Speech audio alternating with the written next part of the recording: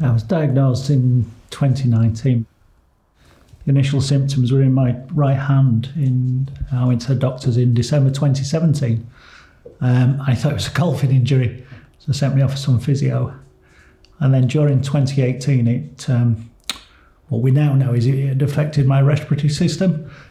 I was sort of very fatigued. I was passing out quite a bit, couldn't work. And I was sent for cancer tests and heart tests. And eventually, a year later, we got the diagnosis. So the news was devastating, absolutely. But we are where we are. You live with what you live with through any family, through any couple, through any walk of life. And it's taken a bit of adjustment. The girls themselves have found it quite difficult to adjust. I think because of the nature of the disease, you get used to one change and then something else comes along. So life changes again. And the best way to describe it is you're on this continual journey of loss. So something happens and we know we're not getting things back. So we know that recently Ian's had a fall, so it means that he's been off his legs a little bit. We know that being off his legs means we won't get those legs back. So we know that that's a big change.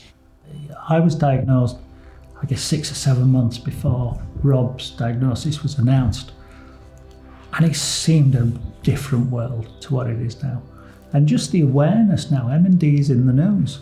And it's because of Rob and of course Doddy Weir and Stephen as well. But Rob has had such a massive impact. So many different levels, isn't there, with Kevin. When he comes on the TV or you see him, there's that calmness, there's that serenity. He's like the king of the world, isn't he? Without even trying to be, and he is inspiring. The first challenge that we did, I'd planned to do a walk. I was going to do a walk across the Dales. I was thinking about 20 miles. We were going to try and do this one walk. And I was planning it, and then Kevin did his 7 in 7. I thought, maybe I could do more than one walk. And we came up with 7, and 7 went to 10. And by the time I got 10, I was doing about 50 miles. I thought, I could do 100 miles. And we ended up, that first challenge was 116 miles across the Yorkshire Dales because of Kevin and seeing him do the 7 in 7. And I thought, well, one walk isn't going to cut it, is it? Such a beautiful experience. And I was thinking of planning another one. And it was in the back of my mind, and and this is Kevin Sinfield's fault again. When we went to head for Kevin's run, and we were there that morning, and of course, Kevin's come in the stadium looking absolutely battered and shattered, and think, oh my God, how can you ever make it up to this guy? How can you ever thank this guy? And the penny just dropped, it just clicked there and then, and the seed was born that I'm going to do Snowdon. And Dr. Jung was at the side of me, and I said, Dr. Jung, I'm going to do Mount Snowdon. And that was the first you'd heard of it confirmed, wasn't it?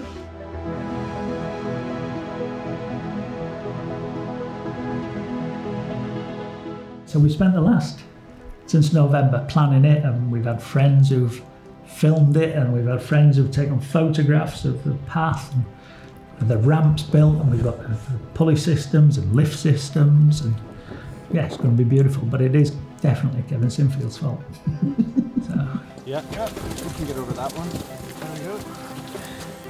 Come on, what a team. Easy. Left, we go left. What a team, go left, mate, yeah, go left. It's not just getting the wheelchair up there. Ian will be sat in the wheelchair, but he gets very cold very quickly, and he also overheats very quickly. So having to plan that is a way.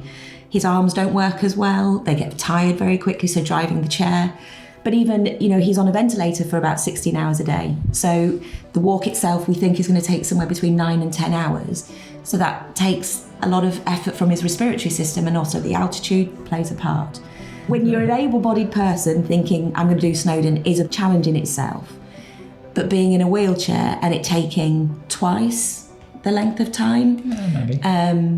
And not being able to move on your own, not being able to stand on your own, not being able to walk on your own, that's quite a feat. I haven't got a clue why he came up with this idea, but he did, and he will do it. We'll do it, it's as simple as that. And he has a great group of friends that make sure that you do it. I've got him, I think. Come on, everybody. Someone get that in. Everybody looking back to me, please, guys. Looking to me. My patients continue to inspire me. Ian has had immense strength in again, just getting on with the diagnosis, getting on with living, really. I think I was particularly struck by the caption that he had for Snowdon, "What's your mountain?" We all have our own mountains to climb, and I think once you're able to tap into that strength inside, I think, we can all climb our mountains. What I've found since day one, there's so many people who've got answers or will help you find the answers. Whether it's the medics, whether it's the M&D Association, whether it's our friends. There's just this whole groundswell of people who will make sure that we get where we need to get. Yep. I'd asked a question about why they'd come to help me with this when they had their own problems. And one of my friends looked at me and said, "Ian, we've all got our mountains, mate. It's just easier when we climb them together."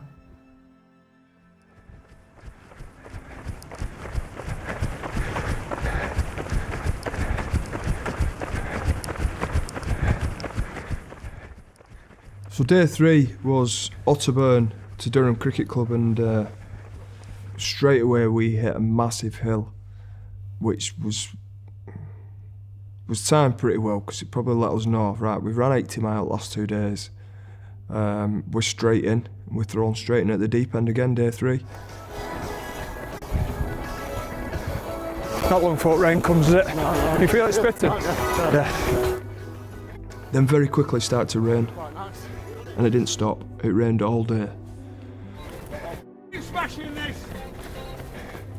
I took great enjoyment in the whole week by having a real mix of some of those dark moments running up hills in rain, but also took humour out of them as well.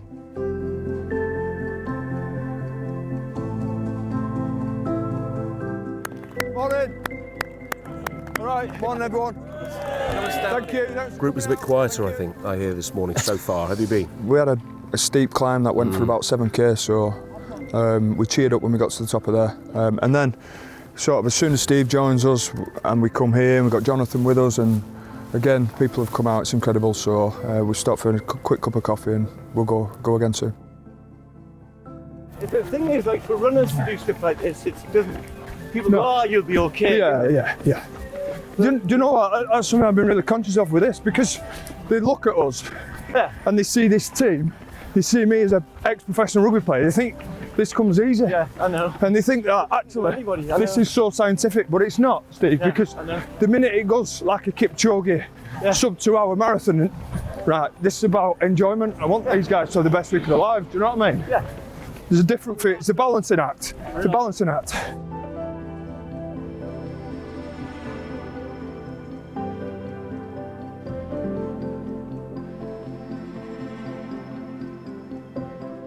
Really, really enjoyable day. You can smell the bacon on me, can't you? John Dutton is a good friend, came and joined us. I'm all right. We're not quick, so don't worry. The weather actually was what we were expecting. You're perfect playing weather, isn't it? Yeah, it is, yeah. Grand finals. Kick long. Yeah, I didn't mind a wet day, John. The weather was actually what I felt would help people dig a little bit deeper in the pockets. People wanted to see us suffer.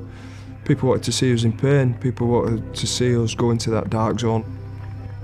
I think when I look back at my playing career, I've been quite happy going in there with the team. I know that might sound like a bit of a strange mentality, like you're putting yourself through pain or sacrificing yourself. But as long as that pain and sacrifice helps somebody or gets you a little bit further down the road, I'm willing to go there and stay in there and keep staying in there and keep staying in there. And thankfully the team we picked were as well, they had exactly the same mindset. Hello. How are you doing? You alright? Thank you. Yeah? No, don't have to thank me. Great to see you, alright? Brilliant what you're doing. Great to see you. Alright, yeah? Pleased to shake your hand. You're a legend. Thank you. Great to see you both, alright? Thank you. Keep fighting, won't you? Keep fighting. Keep fighting. I knew we'd have to dig in. I knew we'd have to probably endure more than I'd ever endured. And probably when you look at rugby players, there's a form of toughness that people associate with aggression or violence on a rugby field, and people ask the question, who's the toughest player you ever played with or played against?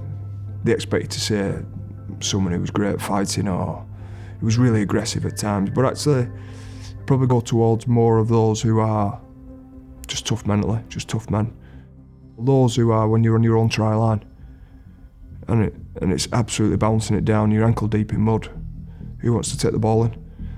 The type of guys who I ended up being mates with, and some of that was because I absolutely admired what they did, but I think it rubbed off on me as well. I knew from an early age that I was able to endure things. I had an older brother that beat me up and beat me up and beat me up, but I knew I could endure things and be quite happy being in pain, and I knew I had to tap into that. Thank you.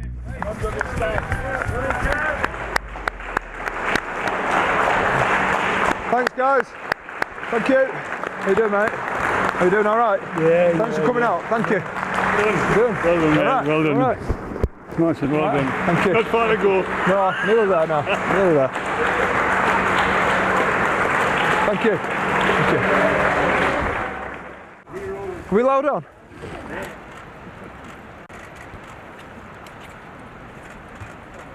Okay, can we get Kevin to the dry now, please? Oh, can we just have a quick game of five-a-side? Is that all right? Well, it's amazing what you've done. No, thank you. But I was just saying to somebody earlier, you know, we've had more than a million people have run the Great North Run. But this is the Great North Run. Well, thank you. Well, it's great to have your support again. It's amazing what you've done. Thank you. Thank you. You coming for a brew? Yeah. Well, why don't you come up next year? I'd love to. I'd love to. It's only 30 miles, no problem for you. We've got the Rob Burrow Leeds Marathon in May. Yeah, that's right. So, Well, then and then come do that. That's September. Yeah. Turn up early. We were supposed to be at 12:45. You came into the car back at 12:45. Did we? Yeah. There was an old boy shouted at us that coming out because he You put some weight on? Huh? Put some weight on? He wanted to run Why are with you us. so rude with us? It's been like this all the way.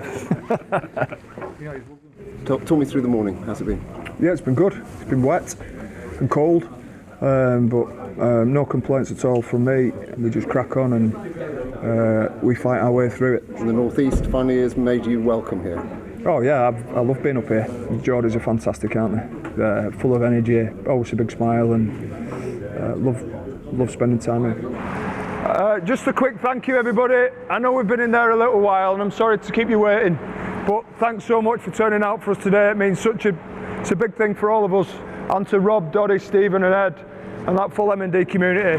Miles, this is my vest from this morning. You'll have to give it a wash. It's a bit smelly and it's soaked with rain, but it's for you.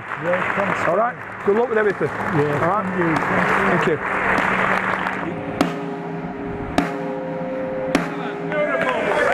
See you then, Rob.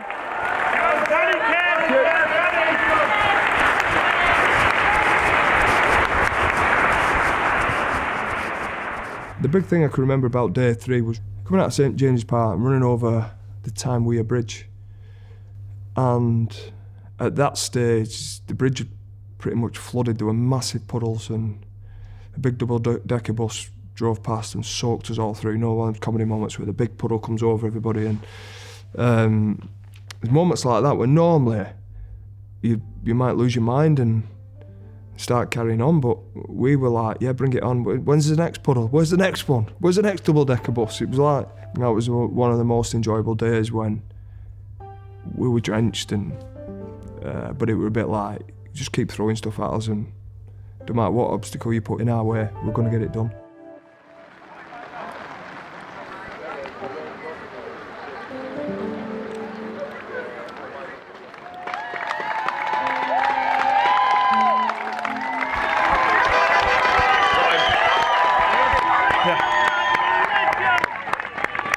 Well done, great work. Well done.